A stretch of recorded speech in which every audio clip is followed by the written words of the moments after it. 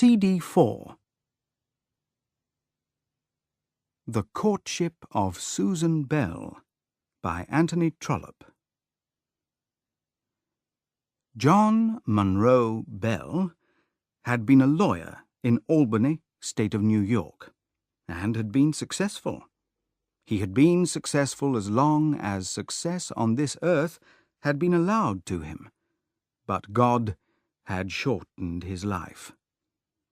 In his youth, he had married a gentle, nervous, pretty, good little wife, whose whole heart and mind had been directed towards doing what he ordered and deserving his love. She had not only deserved it, but had possessed it, and as long as John Monroe Bell had lived, Henrietta Bell, Hetta as he called her, had been a woman who was rich in blessings. After 12 years of such blessings, he had died, and had left her with 2 daughters, a second, Hetta, and the chief character of our little story, Susan Bell. A lawyer in Albany may succeed quite well for 8 or 10 years, and still not leave behind him any very large sum of money if he dies at the end of that time. John Bell had saved a few $1,000s, so that his wife and daughters were left with something, though not a lot. In those happy days when money had begun to flow in to the young father of the family, he had decided to build for himself, or rather for his young daughters, a small, neat house near Saratoga Springs. He filled the house with nice furniture, and then, during the summer weeks, his wife lived there, and sometimes he rented it out. I need not tell of the wife's sorrow when the lord of her heart and master of her mind was laid in the grave. At the time of which I am about to speak, it had already been 10 years since his death, and her children had grown to be young women beside her. Since that sad day on which they had left Albany, they had lived together at the small house at the Springs. In winter, their life had been lonely enough, but as soon as the hot weather began to drive the fainting citizens out of New York, they had always received 2 or 3 paying guests, old ladies usually, and occasionally an old gentleman, persons of steady habits who liked the women's charges better than they liked the charges of a hotel. The world knows well enough that Saratoga is a good place to be in July, August, and September. It is a very nice place for girls whose fathers' pockets are full of money. Dancing and love-making come naturally, and marriage follows only too quickly. But the place was not very happy for Hetta or Susan Bell. First, their mother was not a courageous woman, and among other anxieties, she feared greatly that she would be thought guilty of trying to trap men into marriage. Poor mothers! How often people think they are doing this when they only want their children to be respected like all the others. She feared love, too, though she wanted as well as feared it, for her girls, I mean. All such feelings for herself were long ago forgotten. And then she had other fears, and among them was a terror that those girls of hers would be left without husbands. But the result of so many fears and so little money was that Hetta and Susan Bell led dull lives. I am limited in the number of my pages. If I were not, I would describe completely the qualities and beauties of Hetta and Susan Bell. Here I can say only a few words. At this time of their lives, Hetta was nearly 21, and Susan was just 19. Hetta was a short, rather heavy young woman with the softest smooth hair and the brownest bright eyes. She was very useful in the house, good at making cakes, and she thought a great deal, especially in recent months, about her religious duties. Her sister sometimes laughed at the patience with which she listened to the long speeches of Mr. Phineas Beckard, a minister of religion. Now, Mr. Phineas Beckard was not married. Susan was not so good a girl in the kitchen or in the house as her sister was, but she was bright in the sitting-room, and if her greatest secret were known, it might have been found that Susan was loved a little more. She was taller than her sister, her eyes were blue, as were her mother's, her hair was brighter than Hetter's, but not always so neat. And, oh, such a mouth! There, I am allowed no more pages for this.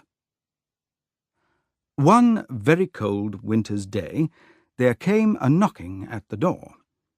A young man. In these days there was not often much to upset the calmness of Mrs. Bell's house, but on this day there came a knocking at the door. A young man. Mrs. Bell kept an old servant who had lived with them in those happy Albany days. Her name was Kate O'Brien. She was a large, noisy, good-tempered old Irishwoman, who had joined the family when Mrs. Bell first began housekeeping, and, recognizing when she was in a comfortable place, she had remained with them ever since. She had known Hetta as a baby, and had been there when Susan was born. "And what do you want, sir?" said Kate O'Brien, not very pleased as she opened the door and let in all the cold air. "I wish to see Mrs. Bell. Is this not Mrs. Bell's house?" said the young man, shaking the snow from his coat. He did see Mrs. Bell, and we will now tell who he was, and why he had come, and how his bag was brought to the house, and one of the front bedrooms was prepared for him, and that he drank tea that night in the sitting-room. His name was Aaron Dunn, and by profession he was an engineer. I never quite understood what problem there was with the railway which runs from Schenectady to Lake Champlain in those days of cold and snow. Banks and bridges had in some way suffered, and it was Aaron Dunn's duty to see that they were repaired. Saratoga Springs was at the centre of these misfortunes, and therefore it was necessary that he should stay at Saratoga Springs. There was at that time in New York City a Mr. Bell, great in railway matters, an uncle of the now dead Albany lawyer. He was a rich man, but he liked his riches himself. He did not feel he ought to share them with the wife and daughters of his brother's son. But when Aaron Dunn was sent to Saratoga, he took the young man to one side and asked him to stay at the woman's house. "There," said he, "show her my card." The rich uncle thought he might help the family a little. Mrs. Bell and both daughters were in the sitting-room when Aaron Dunn was brought in, covered with snow. He told his story in a rough, shaky voice. His teeth were shaking with cold, and he gave the card, almost wishing that he had gone to the big, empty hotel, as the welcome here was not very warm at first. Mrs. Bell listened to him as he gave his message, and then she took the card and looked at it. Hetta, who was sitting on the side of the fireplace facing the door, went on quietly with her work. Susan gave one look round. Her back was to the stranger, and then another. and then she moved her chair a little nearer to the wall to give the young man room to come to the fire if he wished.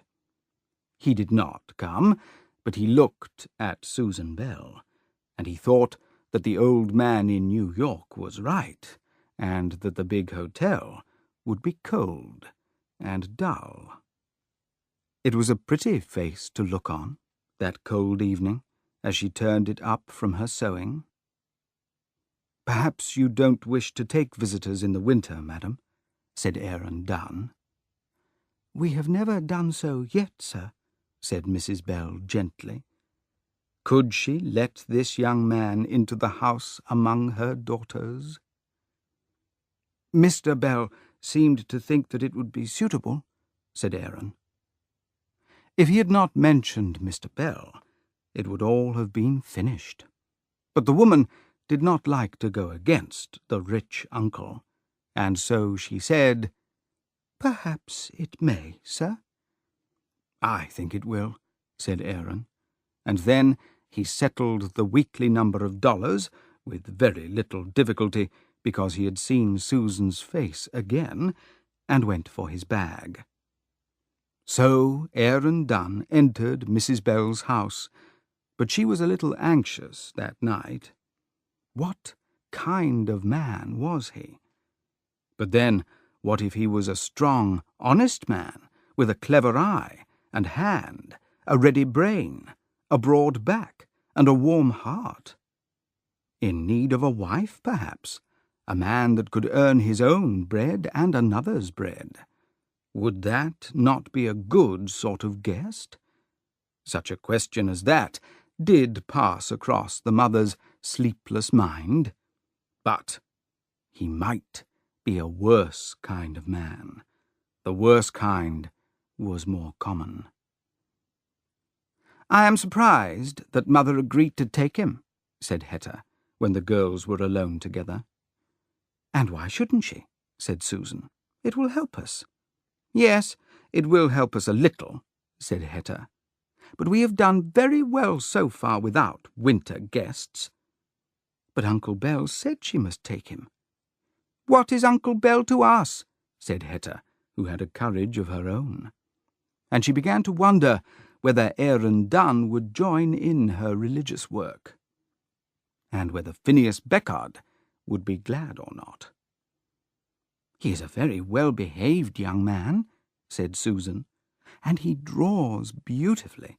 Did you see what he brought with him?" "He draws very well, perhaps," said Hetta, who thought this no proof of good behaviour. She had some fear for her sister.